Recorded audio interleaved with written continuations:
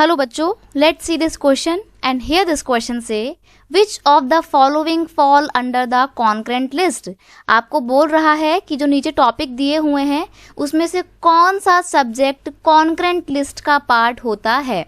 देखो लिस्ट क्या होती है, पहली बात तो ये समझ लीजिए, इंडिया में फेडरल सिस्टम है तो उसका मतलब है कि सेंट्रल लेवल की जो गवर्नमेंट है, यूनियन लेवल की जो गवर्नमेंट है, उसके अपने कुछ सब्जेक्ट होंगे जो नेशन वेलफेयरनेस से संबंधित होंगे, तो उसके ऊपर निर्णय लेने का काम, लॉ बनाने का काम सेंट्रल गवर्नमेंट करती है। सिमिलरली स्टेट लिस्ट होती है एक, जिसमें स्टेट गवर्नमेंट अपने लॉ बनाती है। एक ऐसी लिस्ट होती है जिसमें ऐसे सब्जेक्ट होते हैं जो सेंट्रल गवर्नमेंट के लिए भी इंपॉर्टेंट होते हैं और स्टेट गवर्नमेंट के लिए भी इंपॉर्टेंट होते हैं। तो ऐसे में इस लिस्ट के ऊपर सेंटर और स्टेट दोनों ही अपने डिसीजन ले सकती हैं, लॉ बना सकती हैं।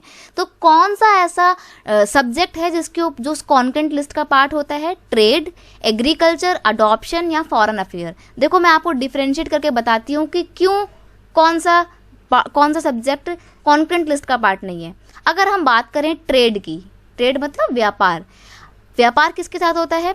भारत के अंदर भी हो सकता है और भारत के बाहर भी हो सकता है। तो ऐसे में जब हम इंडिया के बाहर कोई भी ट्रेड कर रहे हैं तो वो तो स्टेट गवर्नमेंट के बिल्कुल अंडर में नहीं आएगा।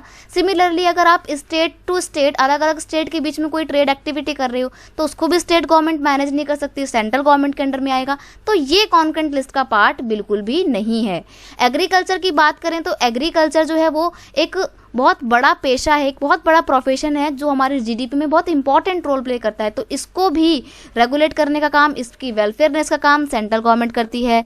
फॉरेन अफेयर की अगर हम बात करें तो ऑब्वियसली बात है, फॉरेन तो स्टेट गवर्नमेंट थोड़ी फॉरेन अफेयर रखती हैं। फॉरेन कंट्री के साथ तो बात का काम सेंट्रल गवर्नमेंट का होता है।